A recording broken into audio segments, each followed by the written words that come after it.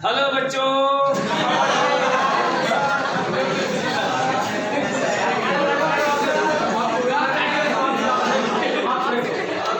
उम्मीद है कि आप लोग अच्छे होंगे। कुछ लोग हमसे नाराज होगा, कुछ लोग खुश होगा, कुछ लोग दुआ देता होगा, कुछ लोग गाली देता होगा। चलो फिर भी जो गाली देता है उसके लिए भी और जो दुआ करता है उसके लिए भी मैं सबके लिए दुआ करता हूँ कि सबको मेरी बात समझ में आए। ओके, तो अब हम लोग पढ़ने जा रहे हैं basic force in nature. Nature में कई तरह का फोर्स होता है, लेकिन 4 बेसिक फोर्स है। कौन सा बेसिक फोर्स है? 4 बेसिक फोर्स है, जिसको हम लोग चैप्टर वाइज बाद में पढ़ेंगे। चैप्टर वाइज पीछे वाले थोड़ा ध्यान देंगे।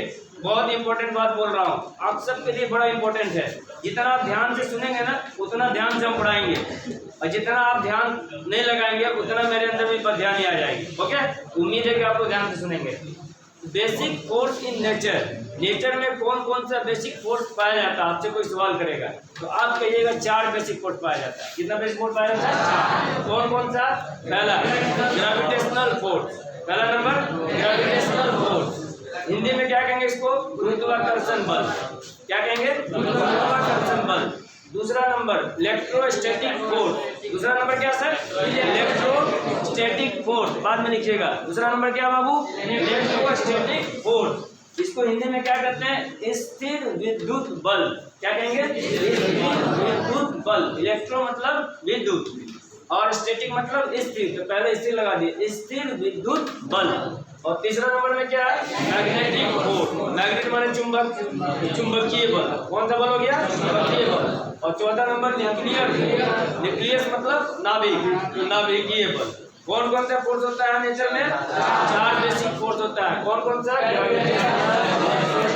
मैग्नेटिक और न्यूक्लियर। पहले हम एक एक करके सबको समझा दे रहे हैं, फिर लिखा दे रहे हैं। ओके, पहला number gravitational force. What is gravitational force? कोई आपसे पूछेगा गुरुत्वाकर्षण बल क्या होता है, बताओ। तो आप करना इस नेचर में, पूरे यूनिवर्स में किसी भी 2 मास के बीच, किसी भी 2 मास के बीच लगने वाले बल को गुरुत्वाकर्षण बल कहते हैं। इस नेचर में, इस प्रकृति में किसी भी 2 मास के बीच, 2 द्रव्यमान के बीच लगने वाले बल को कौन सा बल कहते हैं? गुरुत्वाकर्षण बल कहते हैं, ग्रेविटेशनल फोर्स कहते हैं। इस फोर्स को किसने दिया था? इस फोर्स के बारे में नॉलेज किसने दिया था? न्यूटन ने दिया था। किसने दिया था? इसीलिए इसका नाम भी दिया गया यूनिवर्सल लॉ ऑफ ग्रेविटेशन। क्या नाम दिया गया था? Universal law of gravitation. उन्होंने फॉर्मूला में दिया था। फॉर्मूला में उन्होंने कहा था कि ग्रेविटेशनल फोर्स का मान, 2 मास के बीच जो ग्रेविटेशनल फोर्स लगता है उसका मान दोनों मास के गुणनफल के समानुपाती तथा उनके बीच की दूरी के वर्ग के व्युत्क्रमानुपाती होता है। ग्रेविटेशनल फोर्स का मान दोनों मास के गुणनफल के समानुपाती तथा उनके बीच की दूरी के वर्ग के व्युत्क्रमानुपाती होता है। इसको हम बाद में ग्रेविटेशन में पढ़ाएंगे, अभी आपको थोड़ा सा बता रहे हैं सिर्फ। ठीक है सर, यहाँ डायरेक्ट हम फॉर्मूला लिखेंगे, उसके बाद इसको हटा देंगे, ज़्यादा नहीं बताएंगे, लेकिन आपको नॉलेज के लिए थोड़ा सा बता रहा हूँ कि ग्रेविटेशनल फोर्स का मान दोनों मास के गुणनफल के समानुपाती तथा उनके बीच की दूरी के वर्ग के व्युत्क्रमानुपाती होता है। इसको आप ध्यान में बैठाने की कोशिश कीजिएगा। इसी बेसिस पे फॉर्मूला इसका बनता है F equal to G m1 m2 by r square. Unit and dimension में थोड़ा सा हम बताए थे आप लोगों को। F इक्वल टू क्या होता है? G m1 m2 by r square, जहाँ G को कहते हैं ग्रेविटेशनल कांस्टेंट। G को क्या कहते हैं? m1 m2 को मास कहते हैं और r को दोनों के बीच की दूरी कहते हैं। जैसे ऐसे आप दिखा सकते हैं, मान लीजिए कि ये आपका m1 है, ये आपका m2 है, इनके बीच की दूरी कितना है? r है। तो इनके बीच जो ग्रेविटेशनल फोर्स लगेगा उस फोर्स का मान F बराबर G m1 m2 by r square होगा। इसको कौन दिया था? न्यूटन ने दिया था। इसी को कहते हैं Newton universal law of gravitation. क्या कहते हैं? Newton universal law of gravitation. बहुत इत्मीनान से ग्रेविटेशन में इसको पढ़ा जाएगा। ठीक है, अभी फिलहाल इतना ही याद रखिए कि फोर्स का फॉर्मूला, ग्रेविटेशनल फोर्स का फॉर्मूला कितना होता है? F बराबर G m1 m2 by r square, जहाँ G का नाम क्या है? ग्रेविटेशनल कांस्टेंट या यूनिवर्सल ग्रेविटेशनल कांस्टेंट। कांस्टेंट 2 प्रकार का होता है। कांस्टेंट कितने प्रकार का होता है? 2 प्रकार का। एक जो है ना जनरल कांस्टेंट होता है, एक यूनिवर्सल कांस्टेंट होता है। यूनिवर्सल कांस्टेंट उस कांस्टेंट को कहते हैं जिसका वैल्यू मीडियम पे डिपेंड नहीं करता। इस यूनिवर्स में कहीं भी आप चले जाइए, उसका वैल्यू उतना ही सेम रहेगा, उसके वैल्यू में कोई फर्क नहीं पड़ेगा। और एक कांस्टेंट वो होता है जो जगह को चेंज करने से या मीडियम को चेंज करने से उसका वैल्यू भी क्या होता है, चेंज करता है। यानी एक कांस्टेंट वो है जो मीडियम पे डिपेंड करता है, दूसरा कांस्टेंट वो है जो मीडियम पे डिपेंड नहीं करता है। तो जो कांस्टेंट मीडियम पे डिपेंड नहीं करता उसको कौन सा कांस्टेंट कहते हैं, यूनिवर्सल कांस्टेंट कहते हैं। कौन सा कांस्टेंट कहते हैं, यूनिवर्सल। तो ग्रेविटेशनल कांस्टेंट यूनिवर्सल है कि मीडियम पे डिपेंडेंट है, यूनिवर्सल कांस्टेंट है। कौन सा कांस्टेंट है, यूनिवर्सल कांस्टेंट। यानी इसका वैल्यू मीडियम पे डिपेंड नहीं करता है। इसका वैल्यू कितना होता है आपको पता होगा, जी बराबर यहाँ से फॉर्मूला में बनाइएगा आप, h into R square by m1 into m2 formula हो जाएगा। ऐसा यूनिट इसका निकालिएगा, तो आप लोगों को पता नहीं याद है कि नहीं, ऐसा यूनिट ऑफ जी बराबर क्या होगा बाबू, फोर्स का न्यूटन, डिस्टेंस का मीटर स्क्वायर या मीटर स्क्वायर हो जाएगा, बाई केजी इंटू केजी क्या हो जाएगा, KG square. Newton metre square 40 KG square ऐसा यूनिट है इसका। अब सीजीएस यूनिट में लिखिएगा तो सीजीएस यूनिट ऑफ जी बताएंगे कोई क्या होना चाहिए, न्यूटन का डाइन, न्यूटन का डाइन, न्यूटन का centimetre square by gram square होगा, डाइन सेंटीमीटर स्क्वायर ग्राम स्क्वायर।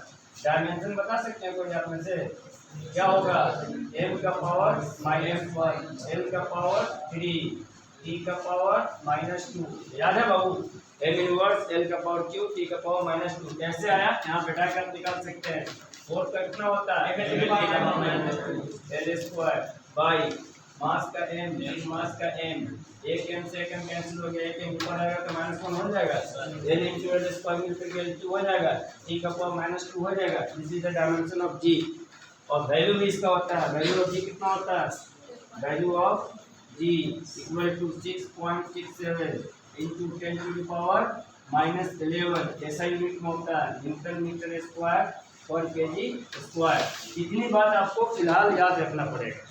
फिर से आइए देखिए, मैंने क्या बताया आपको, ग्रेविटेशनल फोर्स होता क्या है, तो दो मास के बीच लगने वाले फोर्स को कौन सा फोर्स करते हैं, ग्रेविटेशनल फोर्स। इसके बारे में नॉलेज सबसे पहले किसने दिया था, न्यूटन ने जो फॉर्मूला दिया था ग्रेविटेशनल फोर्स निकालने का, क्या था फॉर्मूला, F बराबर G m1 m2 by R square. यहाँ से हम जी का फॉर्मूला बना लेंगे, ऐसा यूनिट, डायमेंशन और वैल्यू वगैरह सब यहाँ से लिख लेंगे। ये पूरा आपको याद रखना पड़ेगा। दूसरा नंबर में आइए, इलेक्ट्रोस्टैटिक फोर्स। दूसरा नंबर में क्या बाबू, इलेक्ट्रोस्टैटिक फोर्स। इलेक्ट्रो मीन्स होता है इलेक्ट्रिक से आया हुआ, इलेक्ट्रो इलेक्ट्रॉन से आया हुआ। इलेक्ट्रॉन का मतलब यहाँ पे चार्ज समझना, क्या समझना, चार्ज। तो दो चार्ज के बीच लगने वाले फोर्स को इलेक्ट्रोस्टैटिक फोर्स कहते हैं। दो मास के बीच लगने वाले फोर्स को ग्रेविटेशनल फोर्स कहते हैं। तो दो चार्ज के बीच लगने वाले फोर्स को मिन्नतुल्लाह जी क्या कहते हैं, इलेक्ट्रोस्टैटिक फोर्स कहते हैं। दो मास के बीच लगने वाले फोर्स को क्या कहते हैं, क्या कहते हैं बाबू, दो मास के बीच लगने वाले फोर्स को ग्रेविटेशनल फोर्स। तो दो चार्ज के बीच लगने वाले फोर्स को इलेक्ट्रोस्टैटिक फोर्स। दो मैग्नेट के बीच लगने वाले फोर्स को मैग्नेटिक फोर्स। और neutron neutron, proton proton, neutron proton, proton neutron के बीच नाभिक के अंदर लगने वाले फोर्स को क्या कहेंगे, चार फोर्स याद हो गया। फिर से बोलो, ग्रेविटेशनल फोर्स किसके बीच लगता है, इलेक्ट्रोस्टैटिक फोर्स, मैग्नेटिक फोर्स और nuclear force. Neutron neutron neutron, proton proton, proton proton, neutron कहाँ, नाभिक के अंदर लगने वाले फोर्स को क्या कहेंगे, चार फोर्स याद हो गया। किसी को कोई दिक्कत, पहला फोर्स का फॉर्मूला है बराबर G m1 m2 by R square. दूसरा फोर्स का फॉर्मूला होगा F बराबर K Q1 Q2 by R square. तीसरा फोर्स का फॉर्मूला होगा F बराबर A m1 m2 by R square. चौथा फोर्स का फॉर्मूला नहीं होता है, चौथा फोर्स का फॉर्मूला अभी तक नहीं है। पहला जो फोर्स है ग्रेविटेशनल फोर्स, ये फोर्स दुनिया का सबसे कमजोर बल है। बउआ, सबसे दुनिया का कमजोर बल कौन है, ग्रेविटेशनल फोर्स। सबसे कमजोर, weakest force in nature. Gravitational force is the weakest force in nature. Nature यानी प्रकृति में, यूनिवर्स में सबसे कम परिमाण का कोई बल है तो उसका नाम क्या है, gravitational force. But it is the longest range force in nature. लेकिन ये सबसे ज्यादा दूर तक लगने वाला बल है, इसलिए आप ढेला को फेंकते हो फिर वापस आ जाता है, फिर फेंकते हो फिर वापस, कितनाओं में जोर से फेंकते हो तो वापस चला आता है, क्योंकि इसका रेंज बहुत दूर तक है, लेकिन इसका मैग्नीट्यूड बहुत कम होता है।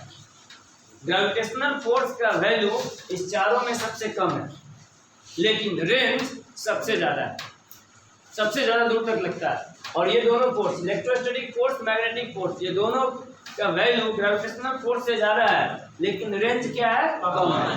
शॉर्ट रेंज फोर्स कहा जाता है इसको। क्या कहा जाता है? Short range force. किसको?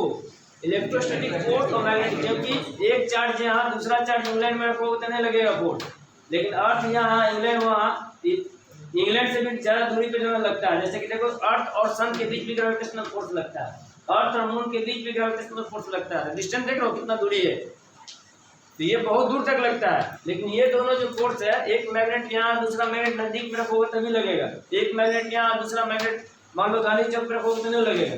आई बात समझे? इसलिए इसको कहते हैं शॉर्ट रेंज फोर्स। और मैग्नीट्यूड के हिसाब से ग्रेविटेशनल फोर्स से ज्यादा इसका मैग्नीट्यूड होता है। और nuclear force is the strongest force in nature. Nuclear force nature का सबसे मजबूत बल है। न्यूक्लियर फोर्स क्या? नेचर का सबसे स्ट्रॉन्गेस्ट फोर्स है, सबसे मजबूत बल है। इतना मजबूत है कि सोचो कि न्यूक्लियस कितना छोटा एरिया, उसमें न्यूट्रॉन, प्रोटॉन उसमें जो बंधा हुआ। अब इसी से अंदाजा लगाओ, न्यूक्लियर एनर्जी पढ़ोगे आगे चल के, nuclear fission fusion second year में आओगे तो पढ़ाएंगे मॉडर्न फिजिक्स, वहां पे बताएंगे कि एक न्यूक्लियस को तोड़ने के लिए कितना एनर्जी की जरूरत पड़ती है, कितना मजबूत बल है। इतना मजबूत है कि उसको तोड़ना बहुत मुश्किल है। अब बात समझ में आ रही है? तो न्यूक्लियर फोर्स दुनिया का सबसे स्ट्रॉन्गेस्ट फोर्स है, लेकिन अभी तक कोई फॉर्मूला नहीं, अभी तक कोई फॉर्मूला नहीं है। और दूसरा चीज ये भी जान लो, सबसे शॉर्टेस्ट रेंज पे काम करने वाला फोर्स। ग्रेविटेशनल फोर्स सबसे लॉन्गेस्ट रेंज पे काम करने वाला फोर्स है, और न्यूक्लियर फोर्स सबसे शॉर्टेस्ट रेंज पे काम करने वाला फोर्स है। इसका रेंज कितना होता है मालूम है? न्यूक्लियर का रेंज, न्यूक्लियर का रेडियस मालूम होगा तुम लोगों को, 10⁻⁻15 फर्मी मीटर। केमिस्ट्री में पढ़ा होगा, एटॉमिक स्ट्रक्चर पढ़ा होगा, तो उसमें पढ़ाया गया होगा न्यूक्लियस के बारे में। तो उसमें जो है 10⁻⁻15 मीटर, यानी फर्मी मीटर डेंटर। 10⁻⁻1, 10⁻², 10⁻3, 10⁻⁻15 कितना बड़ा होगा मालूम है ना? बड़ा होगा कि छोटा होगा? छोटा होगा। इतना छोटा है जिसको हम सोच नहीं सकते हैं। 10⁻³ तो हम लोग को दिखाई नहीं देता, 10⁻³ तक हम लोग को दिखाई नहीं देगा जी। और 10⁻15 बहुत बड़ा होगा, बहुत छोटा होगा। इसलिए इसको कहते हैं nuclear force is the shortest range force in nature. चारों क्लियर हो गया? फिर से बोलो एक बार, ग्रेविटेशनल फोर्स किसके बीच लगता है? Electrostatic force, magnetic force, nuclear force. Nucleus के अंदर न्यूट्रॉन, प्रोटॉन के बीच। ओके, अच्छा एक चीज और, सबसे लॉन्गेस्ट रेंज का फोर्स कौन है? सबसे शॉर्टेस्ट रेंज का फोर्स कौन है? न्यूक्लियर फोर्स है। ये दोनों क्या? शॉर्ट रेंज का फोर्स है। एक जोड़ याद कर लो, gravitational force and nuclear force is always attractive in nature. Gravitational force and nuclear force is always attractive in nature. मतलब ये हमेशा आकर्षण प्रकृति का होता है। दो मास के बीच हमेशा अट्रैक्शन होगा, रिपल्शन नहीं होगा। न्यूट्रॉन के बीच हमेशा अट्रैक्शन होगा, रिपल्शन नहीं होगा। न्यूट्रॉन प्रोटॉन के बीच हमेशा अट्रैक्शन होगा। ये नाभिकीय बल हमेशा आकर्षण बल होता है, और गुरुत्वाकर्षण बल भी हमेशा क्या होता है? आकर्षण बल होता है। अब बच गया कौन? इलेक्ट्रोस्टैटिक और मैग्नेटिक। ये दोनों नेचर का होता है। इलेक्ट्रोस्टैटिक फोर्स अट्रैक्टिव नेचर का भी हो सकता है और रिपल्सिव नेचर का भी हो सकता है। मैग्नेटिक फोर्स भी अट्रैक्टिव नेचर का भी हो सकता है और रिपल्सिव नेचर का भी हो सकता है। उम्मीद है समझ में आप लोग को आ गई होगी। इसलिए एक बार चैनल को सब्सक्राइब, शेयर और लाइक जरूर कर देंगे, और उम्मीद है कि मेरी बात आपको समझ में आ गई। अगर अच्छा लगा होगा तो एक बार प्लीज एक बार जरूर सब्सक्राइब, लाइक और शेयर जरूर कर दीजिए। Okay, thank you. बंद कीजिए।